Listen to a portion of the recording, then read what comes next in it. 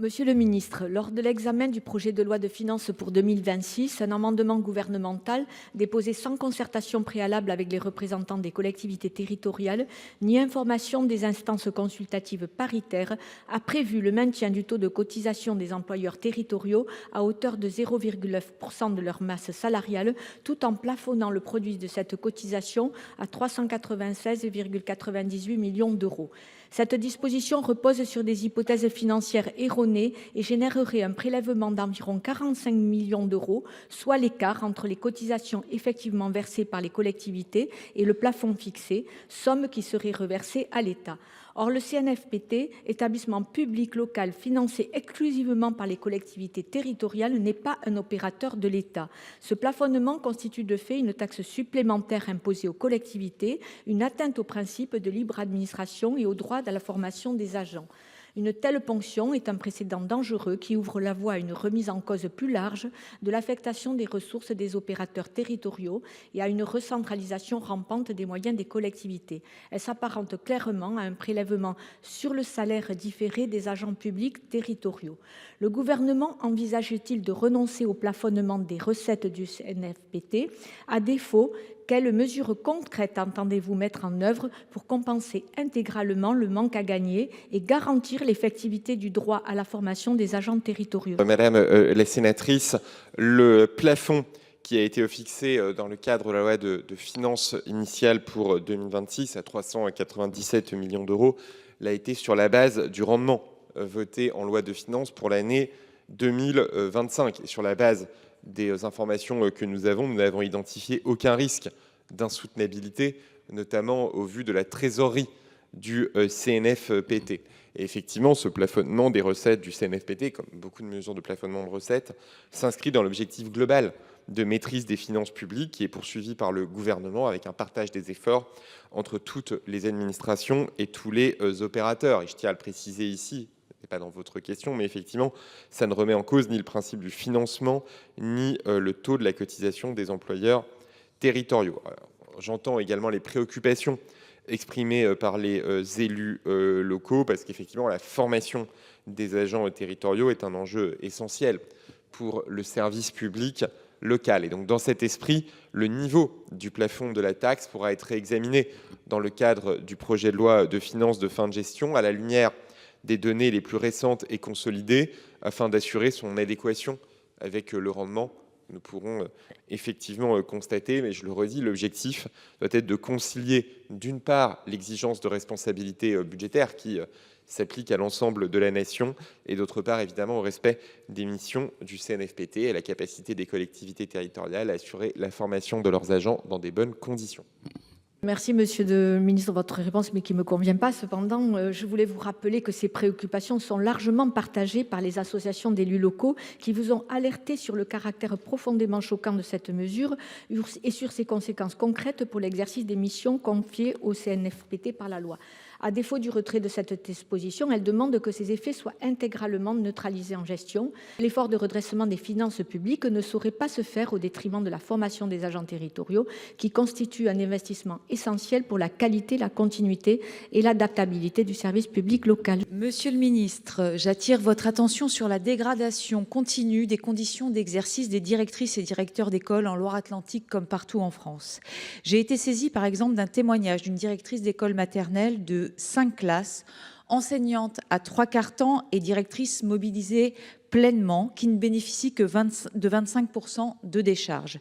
Cette situation l'amène à assumer au quotidien une charge administrative, organisationnelle et humaine considérable, gestion de remplacement, sécurité des locaux, relations avec les familles, suivi d'élèves à besoins éducatifs spécifiques, souvent sans accompagnement suffisant, coordination avec les services municipaux.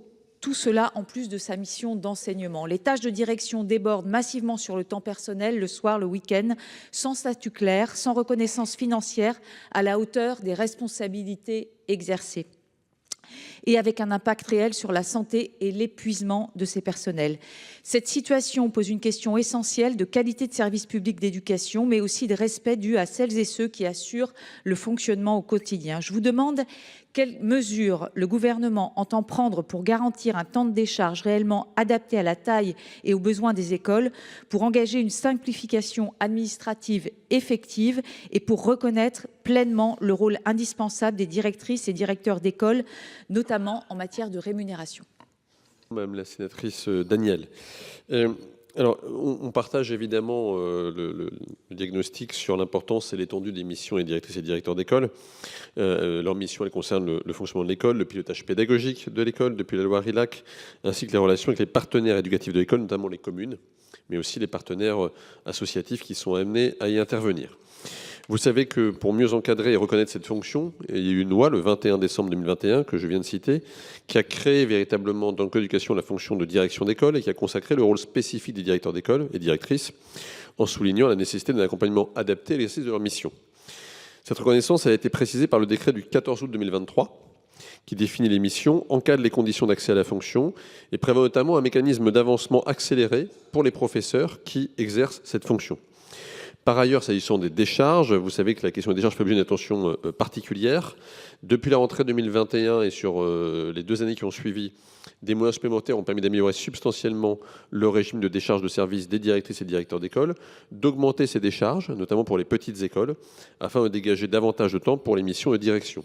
Au total, pour vous donner de grandeur, c'est plus de 2000 équivalents temps plein supplémentaires qui ont été octroyés au titre des décharges de directeurs d'école, notamment sur à la fois les petites écoles et puis les écoles les plus importantes. Le décret du 13 avril 2022 a renforcé ce dispositif en intégrant les ULIS dans la définition des quotités de services d'enseignement pour justement octroyer aussi des temps de décharge supplémentaires. Et enfin, il est possible d'octroyer des majorations exceptionnelles de décharge au niveau académique, notamment lorsque certaines écoles font face à des contextes locaux ou à des difficultés particulières. Et puis enfin, s'agissant donc du travail sur les tâches administratives et sur le référentiel métier et directeur d'école, il est engagé donc depuis 2025. Il se trouve que je l'ai repris à mon arrivée. Les échanges avec les organisations syndicales ont eu lieu pas plus tard qu'il y a 15 jours et ce nouveau référentiel devrait être publié prochainement pour là encore asseoir un peu plus ces fonctions et leur reconnaissance. Monsieur le ministre, alors j'entends les arguments sur les questions d'avancement accéléré, mais on est obligé de constater qu'il y a aussi des situations de découragement qui fait que des personnels en viennent à abandonner des rôles de direction qu'ils ont assumés. Et ça doit collectivement nous interroger sur l'attractivité. Et puis, évidemment, actuellement, il y a des secousses liées aux suppressions massives de postes.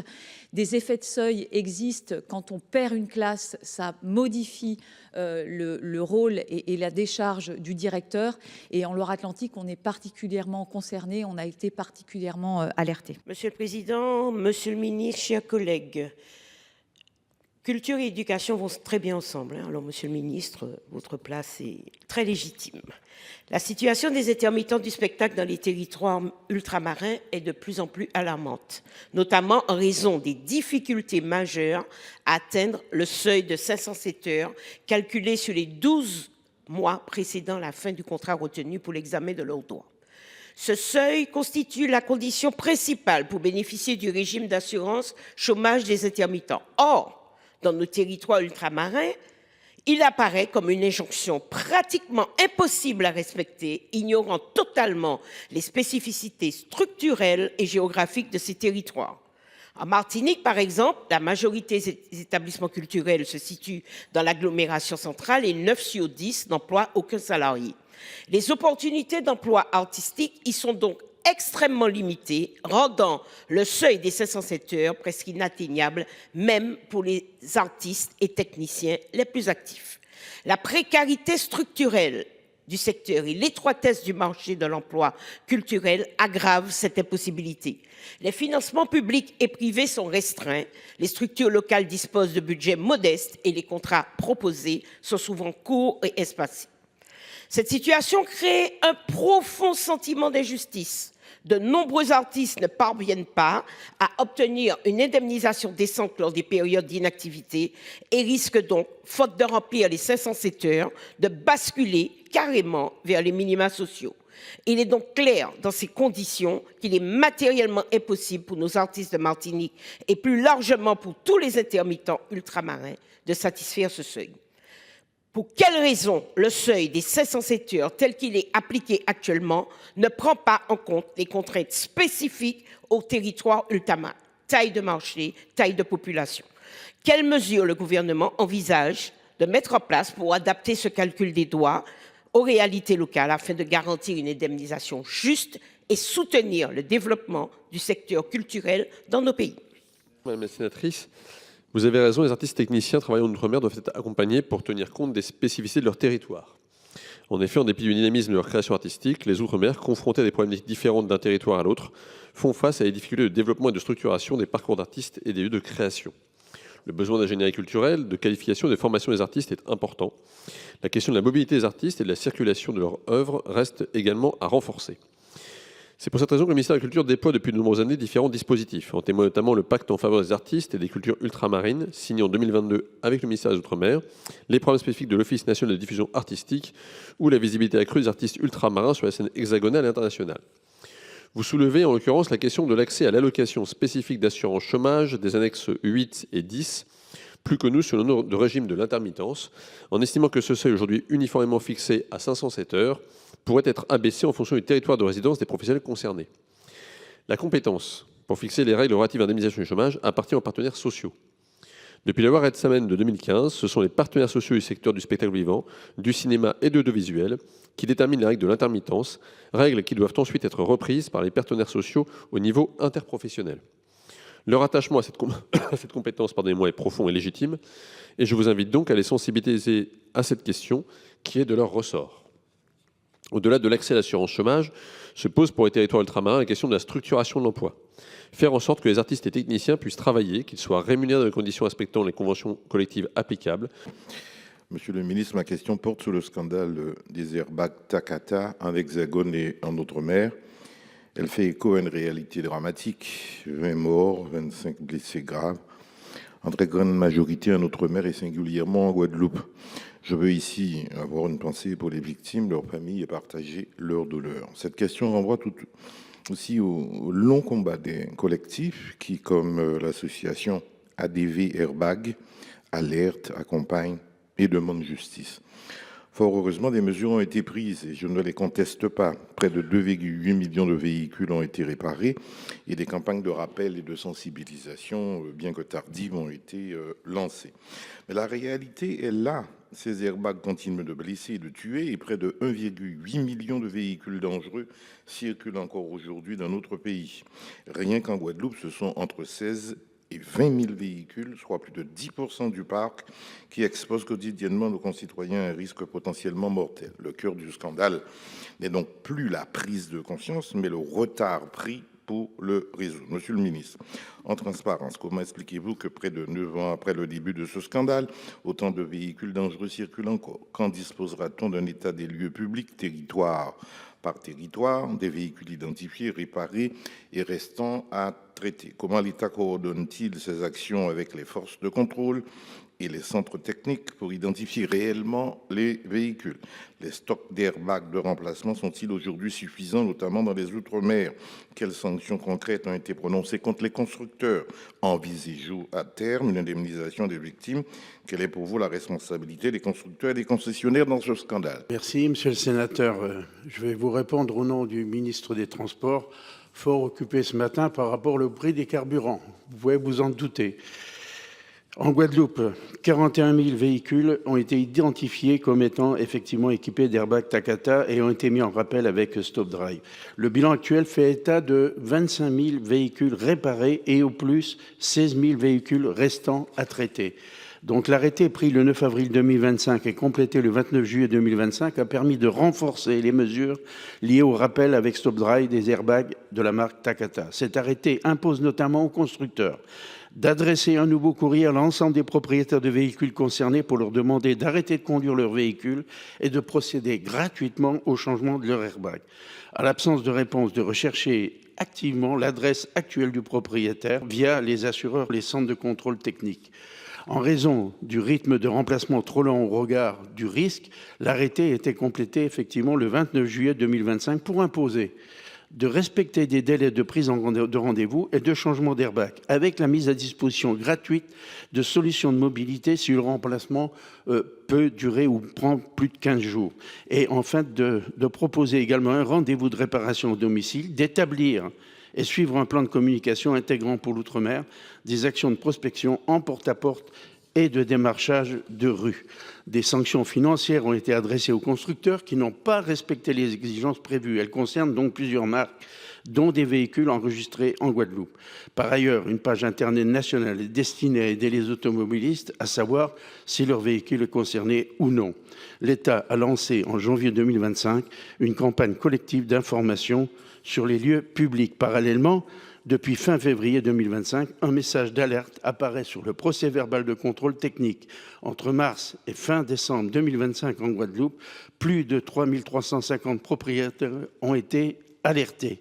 Le taux de véhicules se présentant au contrôle technique a progressivement diminué. Il était de 1,5% en décembre en Guadeloupe. Donc depuis le 1er janvier 2026, c'est ce que vous souhaitez, les véhicules équipés non réparés sont placés en contre-visite et entre le 1er janvier et le 23 mars 2026 en Guadeloupe, 135 propriétaires de véhicules ont été concernés. Merci de votre réponse. Nous savons cela, monsieur le ministre. Nous demandons le bilan. Mais enfin, 9 ans après le début de ce scandale, il est choquant, à mon sens, mais ça peut être partagé, de laisser la charge de la preuve reposer sur les seuls automobilistes. Il me semble que les industriels doivent assumer les conséquences financières, voire pénales, de leur manquement. Ensuite, je vous demande de recevoir les familles de victimes et de leur dire directement, de leur compte directement de l'action du gouvernement. Monsieur le ministre, dans un contexte budgétaire tendu, je veux bien entendre qu'il faille réduire la dépense publique, mais pas à n'importe quel prix. En l'occurrence, la volonté de supprimer la fonction de contrôle aérien de l'aéroport de Carcassonne pour l'avoir remplacée par un service d'information dit AFIS, Airport Flight Information Service. Comme les contrôleurs aériens, les personnes assurant l'AFIS assurent, alertent et délivrent aux pilotes l'information qui permettent de prévoir ces manœuvres. Mais, et là toute la différence, elles ne disposent pas de pouvoir d'imposer leurs manœuvres aux aéronefs. Au mieux, elles peuvent les conseiller. Cette différence est fondamentale. Elle influe fortement sur les décisions des compagnies aériennes de desservir ou non les aéroports pour des raisons évidentes de risque et de mise en cause de la responsabilité civile en cas d'incident ou d'accident. L'aéroport de Carcassonne présente toutes les caractéristiques pour conserver son contrôle aérien. C'est une plateforme structurante pour l'aviation civile et commerciale, pour l'armée française et pour la sécurité civile. De plus, la présence de l'École nationale de l'aviation, l'ENAC, rend impensable que ces élèves puissent s'y former sans bénéficier du contrôle aérien physique dont ils devront maîtriser les procédures sur tous les aéroports du monde. Il y a aussi un sujet d'attractivité économique lié à la cité de Carcassonne, monument historique majeur, avec un trafic de 350 000 passagers annuels. S'y ajoutent les enjeux non des moindres liés à la sécurité civile et aux entraînements militaires, avec l'accueil du futur A400M. Et l'été dernier, son Pélicandrome a vu la mise en œuvre de la totalité des moyens aériens nationaux disponibles pour la lutte contre les méga-feux chez moi dans les Corbières. Dans un contexte de réchauffement climatique particulièrement préoccupant, notre territoire demeure très exposé et l'aéroport de Carcassonne fait partie intégrante du dispositif de lutte de la zone sud. Monsieur le ministre, je vous serai donc reconnaissant de dissiper les inquiétudes et nous confirmer la pérennité de la présence du contrôle aérien sur l'aéroport de Carcassonne.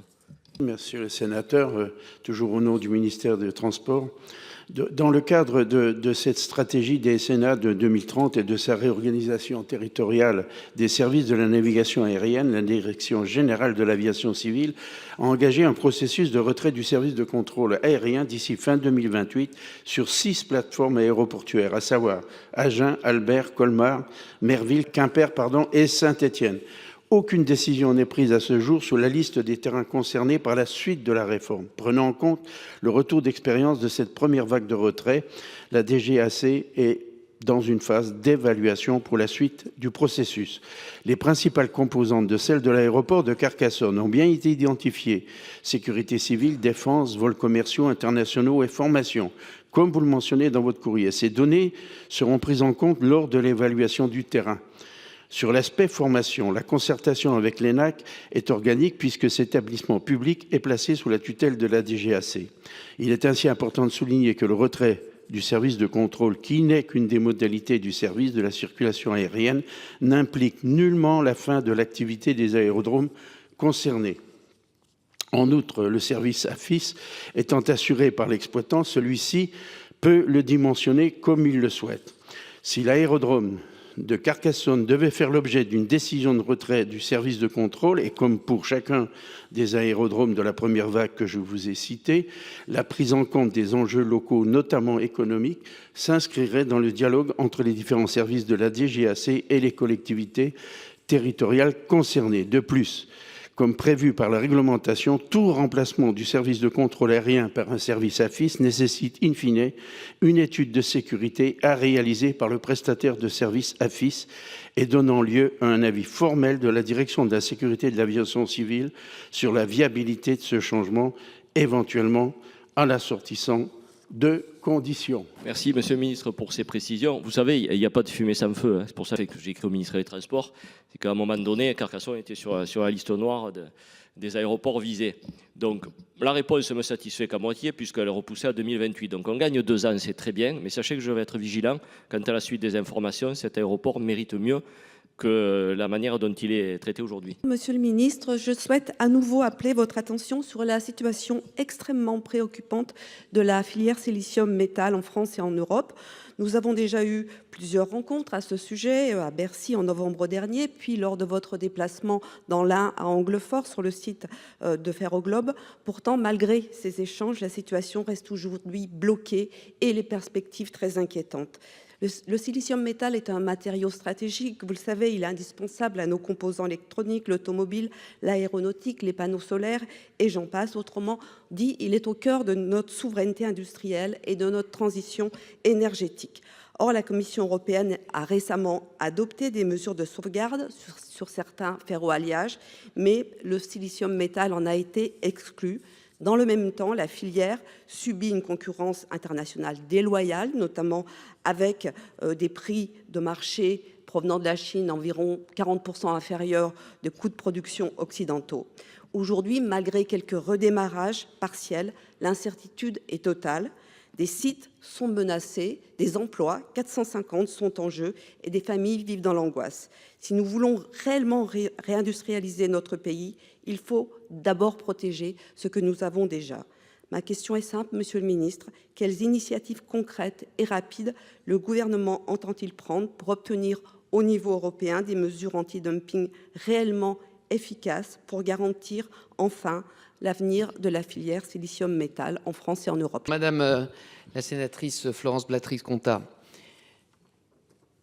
je sais que vous connaissez bien ce dossier et ce sujet. J'ai eu l'occasion de vous rencontrer dans votre département. Vous avez participé à un certain nombre de rencontres que j'ai organisées à Bercy sur le sujet. Et vous savez à quel point, toutes et tous, nous sommes mobilisés aux côtés de l'entreprise Ferroglobe, producteur, comme vous l'avez dit, de silicium et également de ferroalliage. Vous l'avez indiqué, le gouvernement français a obtenu auprès de la Commission européenne que des mesures de protection commerciale, à savoir des clauses de sauvegarde, puissent être mises en place sur un des 2 produits réalisés par l'entreprise Ferroglobe, que sont les ferroalliages. Ce n'est pas suffisant, mais c'était une première étape, et c'est grâce à la mobilisation du gouvernement français que nous avons gagné le vote à 2 voix près, je le précise, à 2 voix près pour que ces mesures puissent avoir lieu. Je me suis rendu le 21 novembre sur le site de Montrichet, et vous le savez, sur le silicium métal, nous avons accompagné l'entreprise Ferroglobe pour qu'un dépôt de plainte en matière de mesures, cette fois-ci anti-dumping, puisse être déposé. Ce dépôt vient d'être déposé le 26 mars, ouvrant ainsi la voie à une révision des droits anti-dumping qui sont aujourd'hui insuffisants. Nous avons donc accompagné l'entreprise et maintenant, le compte à rebours, on va dire, est lancé puisque, à l'issue d'un dépôt de plainte, des premières mesures peuvent être prises d'ici quelques mois avant la décision définitive. Je veux dire à travers vous qu'il est absolument indispensable que cette mobilisation, certes du gouvernement, mais des élus locaux, des élus nationaux comme vous, se poursuive, que vous vous mobilisiez, que vous écriviez à la Commission européenne pour dire à quel point cette entreprise est stratégique et soutenue, à quel point le silicium, nous y croyons en France, nous en avons besoin dans les énergies vertes, dans l'industrie, quelle qu'elle soit, et que c'est par la mobilisation de tous, auprès de la Commission européenne, que nous y arriverons. Mais sachez qu'avec vous et le gouvernement, nous sommes pleinement mobilisés pour réussir à protéger cette entreprise.